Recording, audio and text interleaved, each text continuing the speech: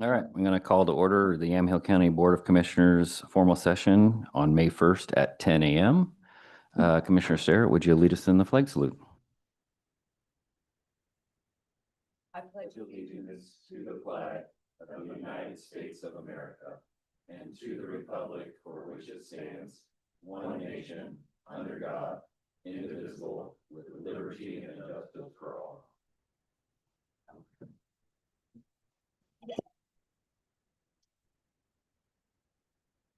All right, thank you for that. If there's anybody in the audience that's here to give public comment on a non-agenda item, there's some sheets to be filled out on the back podium. If you're online and would like to make a comment, raise your virtual hand.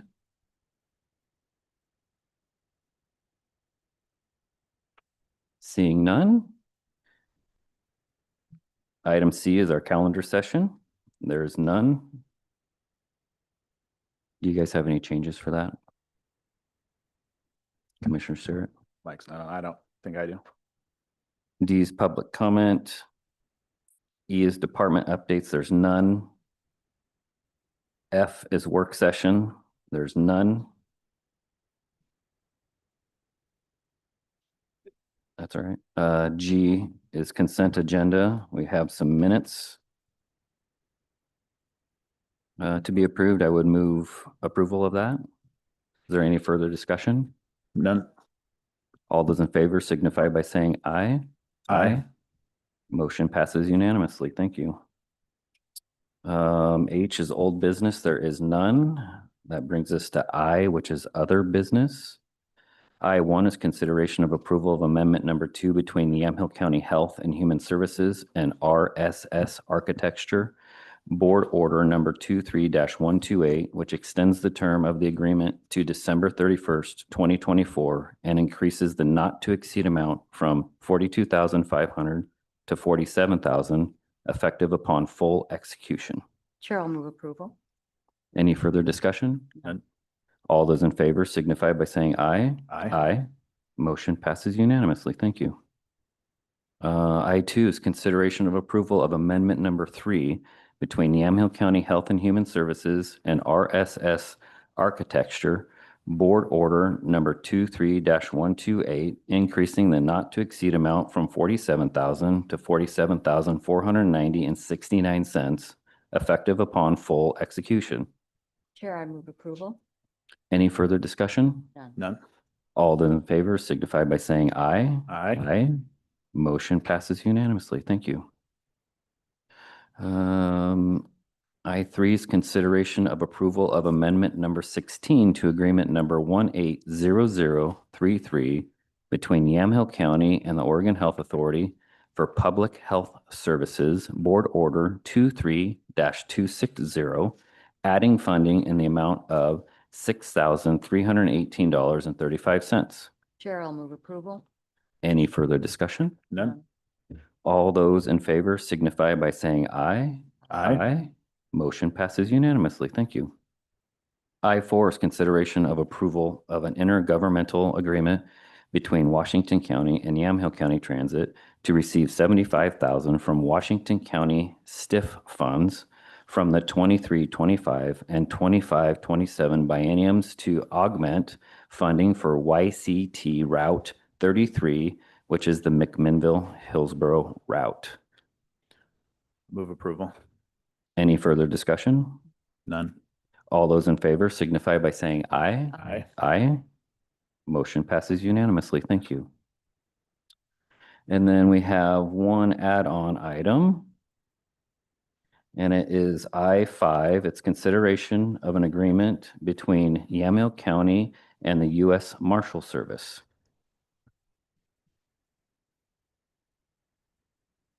We have the sheriff here to answer any questions if you guys have them. Morning, Chair. Morning. Good morning. Sheriff. Again, Okay.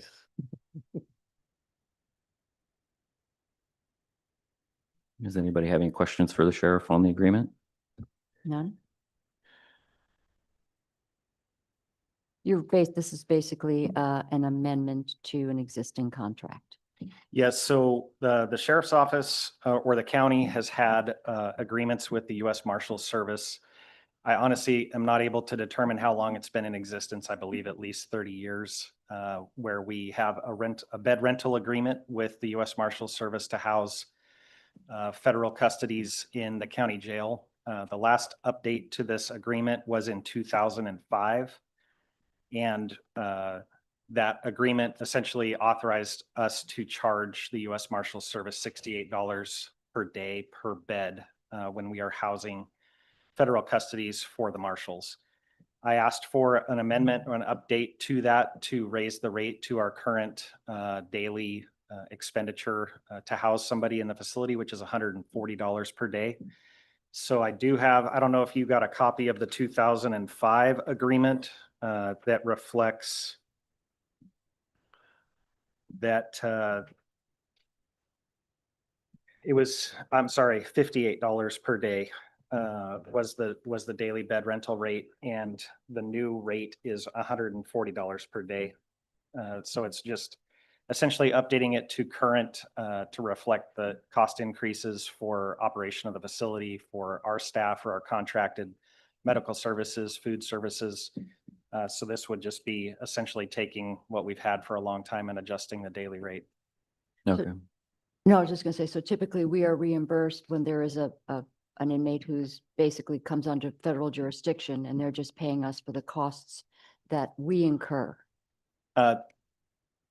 So typically, these are adults in custody that they elect to bring and house in our facility to remove them from either another facility or just because of space needs out at the federal detention center in Sheridan. Oftentimes, we will receive adults in custody that are pending federal charges, and rather than having them in like the Multnomah County Detention Center, where there may be a lot more contact and connection with co-defendants or have some ability for some undue influence over the particular individual. When there's pending court cases, they will house them in our facility, and this is just their reimbursement for our costs of having that individual in our custody. So we would basically be picking up the extra if we were not getting reimbursement for our true costs. Correct. I didn't run the numbers lately, but I think we have 8 or 10 marshals billables in there right now. And so this is just updating what we're able to invoice them for that housing. So it has a direct impact on the county then, It does. It has a significant fiscal impact. but it doesn't change anything in terms of procedure, protocol, process. No. Okay, thank you. What's the, on some of these lines, like under administration, it says October 2021. Was that the last time it was amended from 2005 agreement? Correct. The front page essentially is just the details of the agreement. All the subsequent pages are the Original agreement. boilerplate language that comes with the agreement. And so I believe that the dates that are encapsulated in brackets are just when they were last revised as far as that boilerplate language. Okay. So looking at the contract here, I see there are provisions for medical care, and if someone is released, that they're basically given 7 days worth of prescription medicines and variety of things. So when they leave, they have that medical stability, I guess. Correct. Okay. Okay. I have concerns around the liability that we will cover here with under the administration part, and I just got this updated one as we walked in here about executive orders and how that conflicts with the state being sanctuary and not really given a lot of time to understand what liability we hold, not only from the state or the federal government or even the community. So I think I still have some questions that I don't know if they can get answered here, Christian, or you know, even just what kind of liability we're covering and not really enough time even for community input on this. I have some concerns as well. So just given the political environment that we're in these days, I would think that there would be some. It wasn't even, noticed anywhere or anything to that Yeah, effect. I mean, I can't speak to the community input piece. If you want to talk about the legal risks or potential liability to the county, my advice to the board would be that we have that conversation in executive session. But that's entirely up to the board. If the board wants to have that conversation in open session, we can. I think as long as this agreement's been in effect for the last umpteen decades, I'm not uncomfortable with it at all. No, only because this is something that's been in existence. If there was community concern prior to, for the last 30 years, I've not heard of any. I think what this does is it changes the reimbursement from the federal government. It doesn't change any particular procedures. So I don't have a problem with it. It's just basically comes down to the budget and how it impacts the county. I mean, I believe I maybe understand what Commissioner King is addressing. There is language in there about complying with congressional mandates and federal laws.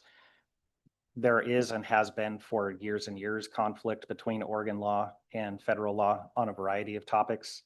I would point to the bold section that says all existing Yamhill County jail policies.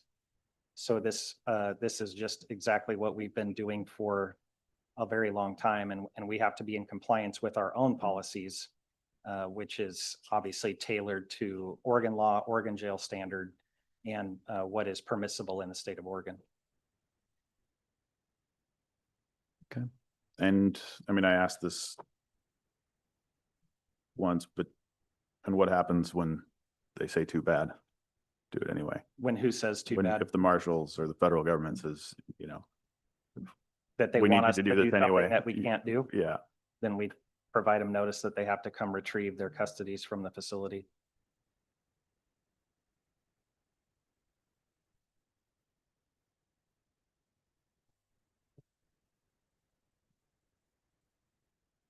I was just thinking about our budget yesterday and how we really are struggling to cover the costs and some of the mandates that come to us from the state.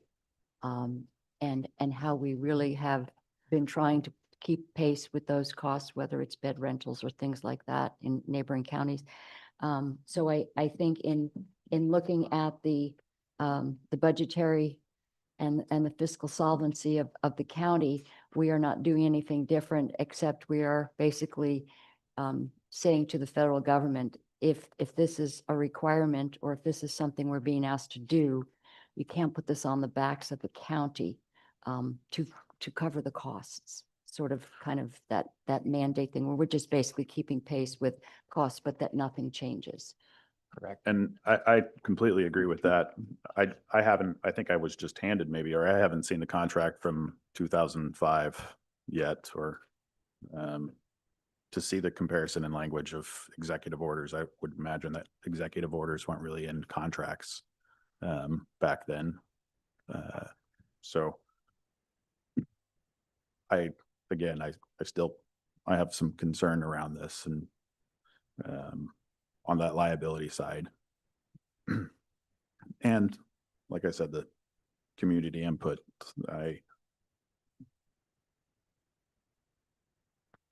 so Do you have something specific? yeah, just The that sheriff's here to answer any questions that we may have. more so just really around the executive orders and what kind of liability. And I think if Christian wants, if the board wants to do this in executive session, then I guess that's going to have to be up to us, but where that liability lies, what exactly does that mean for us? Because I think we could very well be in conflict with federal government and state policy. So Did you get a chance to connect with Commissioner King before the? Yeah, we chatted, and I mean, I think perhaps what Commissioner King is getting at is sort of this situation that I think the sheriff and others have referred to, that we've kind of been in for a while, right? Since Oregon adopted some sanctuary statutes that could be viewed as being in conflict with federal statutes around gathering and compiling and sharing immigration-related information. And there have been some recent executive orders that have indicated that the federal government is maybe looking at pursuing some further legal,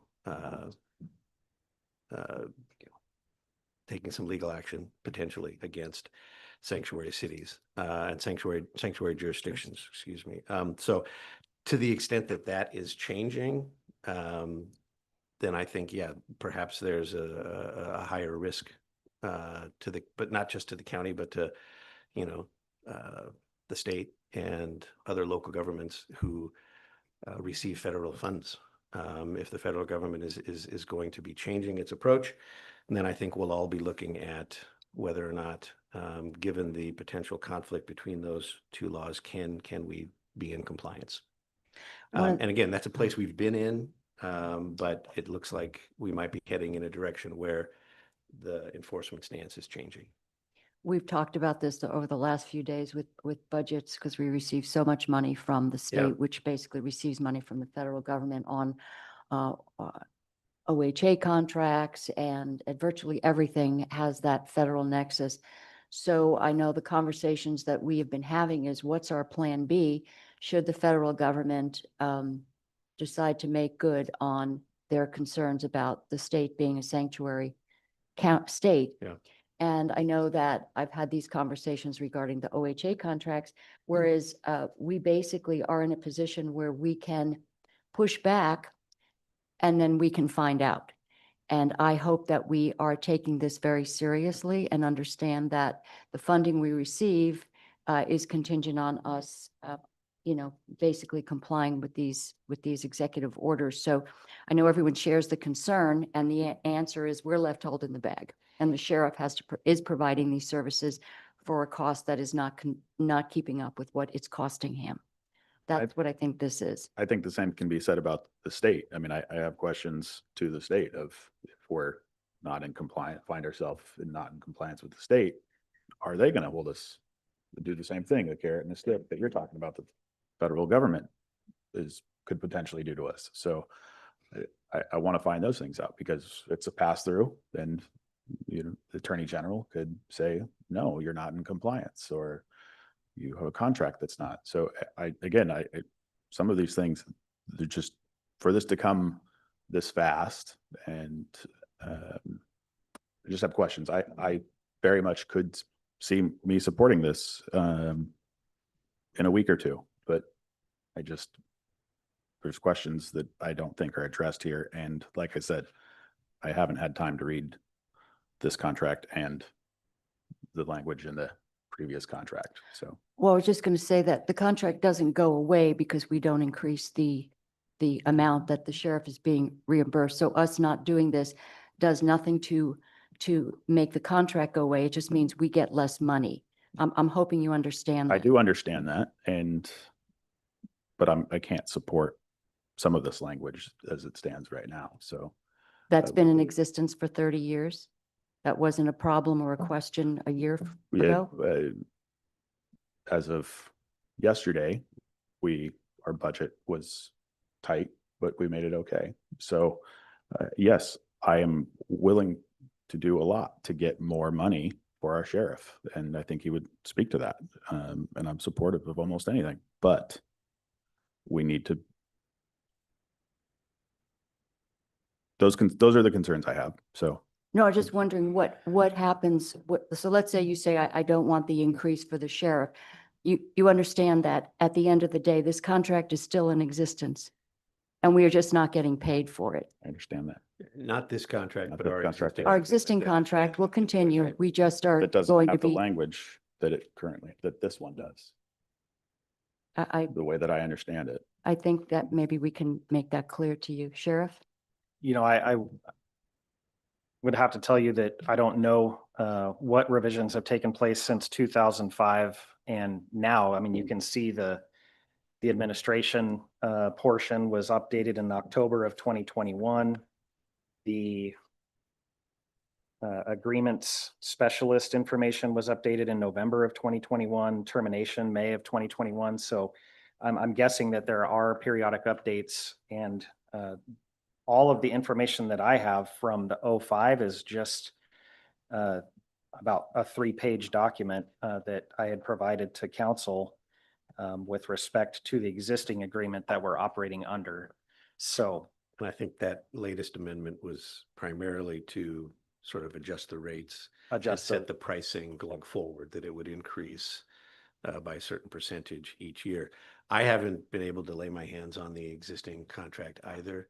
While it may not make specific reference to executive orders, virtually every contract we have with the federal or state government will say that the county and all parties will comply with all applicable state or federal law, right? And that's sort of again, back to this sort of box we've been in for several years as to whether or not we can certify to the fact that we are in compliance when everyone knows that there is this potential conflict between federal law and state law when it comes to sanctuary jurisdictions and the laws that Oregon has adopted in regard to that. So in that sense, again, I didn't have time to find the underlying contract, but it wouldn't surprise me at all if there were references in that agreement to certifying to compliance with federal law as well.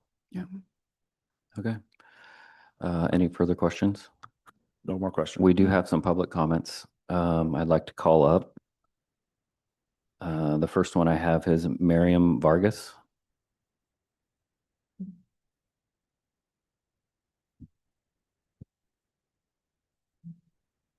Good morning. Name and address, please. Yes, my name is Miriam Vargas Corona. May I ask why I have to give my personal address? Policy. I'm a resident of McMinnville. Fantastic. That's Thank good you. enough. Thank you. Good morning. My name is Miriam Vargas Corona, and I am the Executive Director of Unidos Bridging Community, a nonprofit organization serving Yamhill County since 2012. I am also a citizen and taxpayer of Yamhill County. I am providing public comment regarding the proposed intergovernmental agreement between the Yamhill County Jail and the United States Marshal Service to allow the U.S. Marshal Service to house federal prisoners. This intergovernmental agreement proposes that our Yamhill County Jail provide for the secure custody, safekeeping, housing, subsistence, and care of federal prisoners in accordance with all state, local, and federal laws, standards, regulations, policies, and court orders applicable to the operation of the facility. The agreement also states that the Yamhill County Jail shall comply with congressional mandates, federal laws, executive orders, and all existing Yamhill County jail policies. The agreement proposes to include ICE, Immigration and Customs Enforcement, as an authorized agency user of this agreement. I urge you to postpone a decision on this proposed agreement to allow the Yamhill County and the Sheriff's Office Council enough time to thoroughly review and understand the legality of entering into this agreement. Unidos Bridging Community is concerned that if the Yamhill County Jail includes ICE as an authorized user of the agreement, it would be a violation of Oregon's Sanctuary Promise Act, which prohibits state and local law enforcement and government from involvement in federal immigration enforcement. You must understand the repercussions of entering into an intergovernmental agreement that includes ICE. The repercussions not only include a financial burden to the Yamhill County Jail from being sued by various entities, public and private, for violating the Sanctuary Promise Act. In addition, there will be repercussions and accountability owed to our community for lack of transparency, as this agreement was not added to the agenda published publicly, and there was not an opportunity for public comment and engagement with our local community. For the past 10 years, Unidos Bridging Community has strived to collaborate with our local law enforcement agencies including the sheriff's office dating back to our previous sheriff, to improve communication, public safety, and community trust between community members and our law enforcement. You must know that Unidos is part of a statewide network of organizations that are overseeing the enforcement of the Sanctuary Promise Act, and we will remain engaged to ensure that our state laws are honored and followed to the full extent. Entering into this agreement that includes ICE as an authorized agency user will create a financial impact to the Yamhill County Jail when lawsuits are placed against our local government. It is my understanding that this intragovernmental agreement provides financial support to our county jail's budget. It is in our local government's fiscal interest to avoid additional costs for the county jail and to avoid lawsuits and to be in compliance with state laws. You need to take the time to reevaluate what other options we have to meet the county jail's budget needs, and that it does not include ICE as an authorized user of this intragovernmental agreement. Thank you. Thank you. So I'm not sure which agreement you were looking at, but ICE is not on ours. Because this item was not on the agenda and it was not included in today's meeting packet, there was not transparency for us to be aware that it is no longer on the agreement. My understanding was that yesterday, ICE was marked as an authorized agency user. So something must have changed. And again, I go back to we need transparency because that change was not shared with the public. Yeah, it was something the sheriff had been negotiating and was finally able to get resolved this morning. So apologize for not having that information sooner, but we're all operating on the same level of information. So this information is being shared with the public as soon as we have it. Okay, well, we look forward to seeing that agreement that does not include ICE being shared publicly. Cool. Thank you. Thank you very much. Thank you. All right, up next is, and excuse me if I mispronounce, Isiora Pena? So, Isaura. Sierra. Welcome, name and address, please. Thank you, Chair Johnston and members of the commission. For the record, my name is Isaura Peña. I live in Newburgh and I'm the Director of Strategy at Innovation Law Lab. We are an organization of lawyers, coders, and advocates advancing immigrant and refugee justice. It has come to our attention that the commission today is considering an intergovernmental services agreement with the U.S. Marshal Service to use its bed capacity, and that in the IGSA, it would allow Immigrations and Customs Enforcement as another agency to be able to use that space. We urge you to reconsider. It sounds like there may be a new agreement. We would like to see that agreement because Oregon state law prohibits you to collaborate with Immigrations and Customs Enforcement. ORS 181A .826 clearly states that public facilities, properties, monies, equipment, technology, or personnel may not be used for the purpose of investigating, detecting, apprehending, arresting, detaining, or holding individuals for immigration enforcement. Oregon became the first sanctuary state in the nation in 1987 when lawmakers made the choice to prioritize safety, dignity, and human rights across our state. Again, in 2018, voters overwhelmingly supported Oregon's sanctuary law to protect against unlawful racial profiling, interrogating, and detaining Oregonians simply because they were perceived to be undocumented immigrants. Engaging in any intergovernmental agreement that would allow ICE to use public facilities is in direct violation of Oregon state sanctuary law. Each of you took an oath when assuming your office to obey the law, and we remind you that it is your obligation to do so. The Oregon law is clear. Any contract with ICE is illegal, and Oregon law also provides that individuals who violate the law may be sued in court. It is your civic responsibility to uphold Oregon law. Thank you. Thank you Thank very you. much. Is there anything that you want to address with that, Sheriff?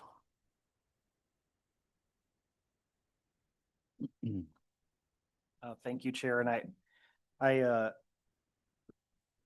certainly wish circumstances had been different in the timing. I've been working on this adjustment to the bed rental rate for several months. I had to submit all of the paperwork to the U.S. Marshals Service via an online portal. I've had communication with the authorized agent with USMS, who's back in Washington, D.C. multiple times. I had actually had a placeholder on the agenda for a couple of weeks ago, anticipating that I would have this amendment to the bed rental rate. And yesterday was notified by the marshals that they were going to be sending us the updated agreement and requested that I get it signed and sent back to them so that it could be processed by the end of this week. Otherwise, they will have to wait until August because they review contracts quarterly. So they imposed the request for a quick turnaround time. As you know, I was downstairs yesterday with you all for the entirety of the day. When I got back to my office yesterday evening, I actually was able to review the document, had a conversation with Mr. Burnish because of the original draft that I received did have ICE listed as an authorized other user of the agreement. Clearly, that is not something that is legal in the state of Oregon or allowable, which is why I requested them to send a new copy with removal of any reference to ICE. That is the copy that was distributed this morning. That was when I walked in, was when I had that updated agreement from the U.S. Marshals Service. I completely appreciate and understand the concern. I have been very upfront that I am not in any, I have no desire or intention to run afoul of Oregon law that has been well-established Oregon law for the entirety of my time in law enforcement in the state of Oregon. The agreement that you have before you makes no reference to ICE. They are not an authorized other user of the agreement. This is strictly between the county jail, U.S. Marshals Service, and the Bureau of Prisons. I mean, at the moment, the contract does still include a reference to ICE, but the sheriff and I had discussed and we had agreed that we would ask the board to approve it without those references, and then whatever document gets sent back to. On the new one? Yeah, it's on the front page, but then there's also, unless I didn't have a chance to look at whether or not you struck them from later in the agreement. I couldn't find it anywhere in the document. It's just a reference like on page 9 or 10. I gave them my copy. But there's a reference to, it lists marshals. I mean, this is kind of my point, is that we're not all up to speed as to what is exactly on this and what isn't. And even the administrators of the contract. So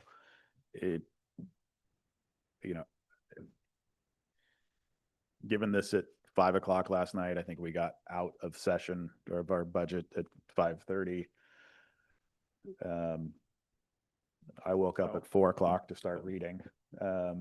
It's not sufficient time to be able to do this. I'm fine if this comes back in a week or two. Sam, do you know the impact to our budget roughly if we wait till August on this? And Christian, did you have something? My mistake. The reference I was thinking about in the last couple of pages of the agreement has also been taken out. Right. So there is no further reference to ICE, as far as I know. I know sometimes we're required to do quick turnaround. Virtually everybody here has to be ready to do quick turnaround and be able to take a look at the lengthy information and documents and to be able to make decisions based on that. So we don't often have the luxury, we don't always have the luxury of lots of time to sit and ruminate on a document. But I think we have assurance here that the document has been purged of anything that was brought up as concerns from our public comment. So I think for me, knowing that we then would be in compliance with state law regarding that ICE component. I don't have a problem approving it, knowing that really this is just this, again, this is a contract that just really helps the jail budget. It does not change anything in terms of who we're housing and what our process is for addressing those prisoners under federal jurisdiction. And we don't know immigration status when we bring an AIC in, right? No, none of the individuals in the facility, we don't have any record of immigration status, and immigration offenses are not any of the reasons why anybody would be in our jail. A rough conservative calculation, about $70,000 between now and August, when the contract would be reviewed again. $70,000 would be the additional cost, or Be the- what we would lose. Correct. So we're not talking strictly about, so the custody, the inmates in custody, the adults in custody are from a variety of different there are a lot of different reasons why we would have somebody that the marshals would want to house with us. It doesn't necessarily mean we're housing anybody who might be considered undocumented but we don't even know their status. We don't know their status. They're just here because they're being charged with some sort of a federal crime and they're being held pre-trial. Okay, so citizenship does not enter into any of our considerations. We can't ask, we can't track the data. It has no bearing on any part of who is in the facility. Okay. All right. Well, thank you Okay. for the clarification and thank you for making that clear. Yeah, thank you. Thank you. So if this is really only just a rate change and nothing else changes, then I can be supportive of this. But if there's other language in here that it doesn't sound like you have had enough time to fully understand that, or the sheriff, then I can't. I think the sheriff has made it very clear what's in this and he understands. So if you had any more questions, now's the time to ask. That's my Otherwise, question is, if this is solely a rate change, then I can, and the rest of the contract is the same, then I'm fine with it. But I can't attest to that they're the same. This is an updated contract, as the sheriff's pointed out. Looks like most of these provisions were updated as late early as 2021. this morning, yeah. No, not as it Yeah. relates to the contractual language, other than a reference to ICE. It looks like the contract itself was last amended in 2021, which is well after Yeah, our existing agreement. So I would imagine that, just for clarification purposes, that this contract would read differently and does have different provisions than our existing contract. From 2021 or from 05? We don't have a contract from 2021. Our contract is from sometime before 2005. But this would be, this new agreement would replace that one. Strictly the rate change. No, it's a new contract. Well, I mean, it's a But new it does contract, include but a- that's Correct. the rate change. It includes a rate change. But it's not strictly the rate change. There's others, so. Correct. It's a other brand new provisions, yeah. agreement. That's right. Right, so I but think- materially, I feel comfortable with the assurances that the sheriff has given us. Do you have any other questions? I would move approval of item I5, consideration of a bed rental agreement between Yamhill County and the U.S. Marshal Service. Any further discussion? none. None. None. All those in favor signify by saying aye. Aye. All those opposed, nay. Nay. Motion passes. Commissioner Starrett voting aye, Commissioner Johnston voting aye, Commissioner King voting nay. Thank you very much. Thank you. And now we're moving on to K, which is announcements. Commissioner King, you want to kick us off? I think the only thing outside of budget, is Juliet's dinner, Juliet's house, function on Friday night, which was a packed house. Bunch of the sheriff's crew was there. I think they did pretty good. It was a great time, and then moved right into budget all week, and I'm looking forward to not being into room 32 for a few minutes. Yeah, I'll never get tired of room 32. Commissioner Starrett. Thank you. The Yamhill County Sheriff's Volunteer Recognition Banquet was Friday night, and I have to say it was, I think, probably the best attended and the most festive. And so I appreciate all the volunteers and the thousands of hours that they provide to our community. So thank you, Sheriff, and thank you, everybody who got that, who put that together. Was at the CPRD meeting, and they're still trying to figure out what to do with the Bonnie Benedict preschool. Is it a building that needs to be sold, or can they, rehab it, because it is was supposed to be a revenue producer and it's not. And also meeting with the Local Government Advisory Committee, which is a collection of commissioners, and Oregon Health Authority. And we talked about some of the issues we talked about today, which is the federal executive orders regarding the state of Oregon not being in compliance with some of the things that are coming out of DC. And my question to them was, what are we planning on doing as our contingency plan? What is a plan B, knowing that so much of our money comes from the federal and state government, which is sort of a pass through for the federal government. So what we're seeing is there seems to be a pushback. And they're basically, what I think is they're going to fool around and find out. One of the things they're suggesting is bringing in the Oregon Attorney General for our next meeting. And this has to do specifically with pushing back on some of the scrutiny on the physicians who are performing what they're calling gender affirming surgeries, the castrations and mastectomies, those types of things. So there's a concern there that they're not taking this seriously, and I do think it puts our funding in jeopardy. The other thing, let's see, the Adult Recovery Court, we had our policy meeting, hoping to get more women into the recovery courts, because it's a very effective tool of getting people back on their feet. And I do want to say one thing. What was it, 3 years ago, you sat in the back of the room when we had our budget committee meetings. No, I don't know what you're talking about. You were running for commissioner, and you sat in the back. It was your birthday. It was all day, and you came back at night, and I thought to myself, there's a commissioner wannabe who's prepared and is ready to hit the ground running. So I brought you something to help you do your job, seeing as what you did with the one you had yesterday. So I thought we'd all benefit from Commissioner Chair Johnston having what's in that bag. And it's okay, you can open it. He's looking at me like I shouldn't probably open this in public, but I think you can. Because Sunday is his birthday.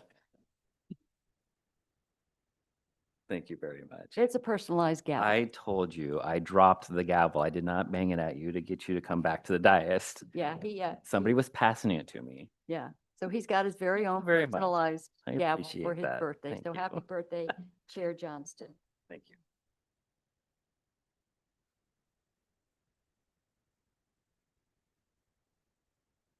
So super quick, shout out to the sheriff's office for hitting 2 different appreciation dinners in one of them being his own for the volunteer group that they did, and then Juliet's house. So kudos to you guys for putting in the time to actually go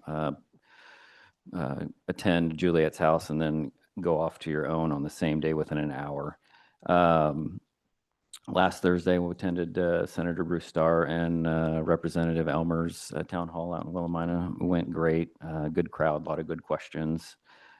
Tuesday morning, we had corporate coffee early in the morning right before budget started. And so Zach Geary and Towery were giving an update for McMinnville, and they hit a few different topics from the RB rubber property and where they're at in the process for that. The rec center proposal, and what the innovation campus layout's looking and where they're at in the process there. And they addressed a couple questions about their funding shortfalls that are coming their way. And then, like Commissioner King and Commissioner Sarah both mentioned, we had our marathon budget week starting off Monday, and I thought it went really, really well. I would have liked to see our reserve. We keep bumping up against our reserve, and I don't like to see that. I'd like to see it gain. I believe in the end, we ended up gaining a little bit on it based on last year, so we are gaining, kind of creeping away from that. But I sure would like to see us get, by next year, a good buffer going against that. Tonight's chat with the chair, and right after that is planning commission meeting. So chat with the chair, 6 p.m. at the Yamhill County Campus Building, formerly OMI. And yeah, FOMI, we haven't really landed on a good name yet. And then right after that's planning commission meeting, which will be right here, 7 PM. So if there's no further business, I will use my new gavel. And I will close this out